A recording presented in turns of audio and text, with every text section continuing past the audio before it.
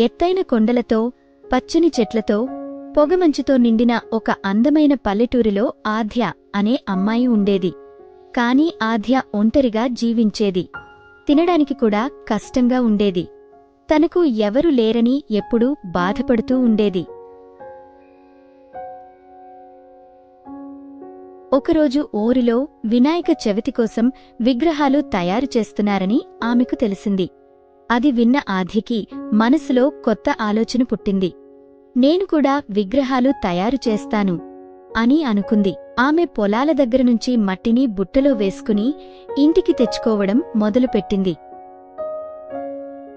గణేశ్ విగ్రహాలు తయారు చేసేందుకు మట్టిని ముద్దగా చేస్తుంది. నెమ్మదిగా గణపతి విగ్రహం తయారు చేయడం ప్రారంభించింది. విగ్రహం దాదాపు పూర్తయింది. ప్రతిరోజూ అలానే కొత్త కొత్త విగ్రహాలు కూడా చేస్తూనే ఉండేది. గణపతివి మాత్రమే కాదు, మరికొన్ని విగ్రహాలు కూడా తయారు చేసేది. వాటికి రంగులు వేసి ఎండలో ఆరబెట్టేది.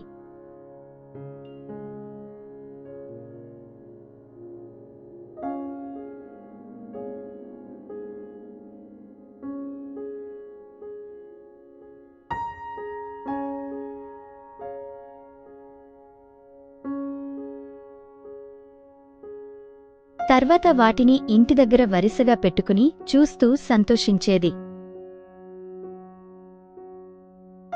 ఒకరోజు ఊరి సంతకు అన్ని విగ్రహాలు తీసుకెళ్ళింది.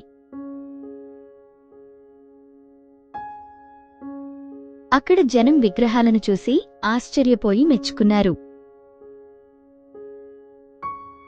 మొదటి అమ్మకం జరగడంతో ఆద్య ఆనందంతో సంతోషించింది. ఊరివాళ్లు ఆద్య దగ్గరకు వచ్చి విగ్రహాలు కొనేవారు. ఇలా ప్రతిరోజూ విగ్రహాలు కొనటానికి వచ్చిన ఊరివారిని చూసి ఆద్య సంతోషించేది.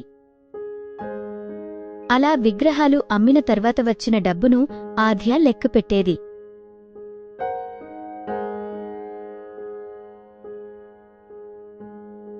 వచ్చిన డబ్బుతో ఆద్య సంతకి వెళ్లి ఇంట్లో వంటకు కావాల్సిన సరుకులు కొనుక్కుంది.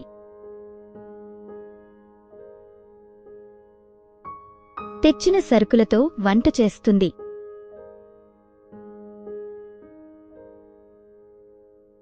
తాను చేసిన వంటకాలను చుట్టుపక్కల వారితో పంచుకుంది.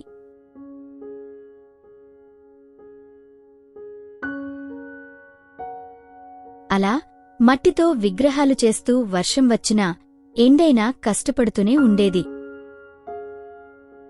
ఈసారి ఆద్య పెద్ద విగ్రహాలు చేయడం ప్రారంభించింది.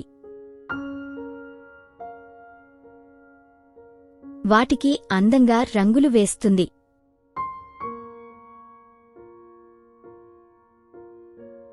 ఆద్య విగ్రహాలకు రంగులు వేశాక వాటన్నిటినీ ఒక దగ్గర ఉంచింది. ఊరివారు వినాయక చవితి కోసం ఆమె తయారు చేసిన గణేశుడిని పెట్టాలని అందరూ విగ్రహాన్ని తీసుకెళ్తున్నారు. అది చూసి ఆద్య సంతోషిస్తుంది.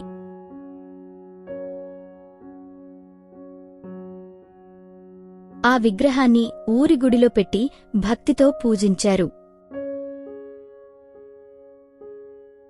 చిన్నపిల్లలు ఆ గణపతిని చూసి చప్పట్లు కొడుతుండగా ఆమె హృదయం ఆనందంతో నిండిపోయింది. ఆ తర్వాత నుండి ఊరివాళ్లు కూడా ఆమెకు తోడుగా నిలబడ్డారు.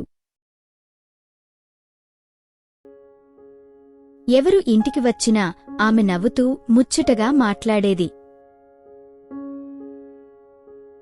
ఊరివాళ్లు కూడా ఆద్యను గౌరవించి పొగడసాగారు. ప్రతిరోజూ ఆమె ఆలయానికి వెళ్లి తన చేతులారా తయారుచేసిన గణపతిని చూసి నమస్కరించేది. ఇంట్లో పెట్టిన విగ్రహానికి పూజలు చేసేది. ఊరిలో తిరుగుతూ ఉంటే అందరూ ఆమె గురించి మంచి మాటలు మాట్లాడేవారు. అది చూసి ఆద్య సంతోషంతో తేలిపోతుండేది. తన జీవితం పూర్తిగా మారిపోయిందని భావించి తాను చేసిన గణపతికి కృతజ్ఞతలు తెలిపింది. ఆ రోజు నుంచి ఆద్య జీవితం ఆనందంతో నిండిపోయింది. Please subscribe to my channel for more videos.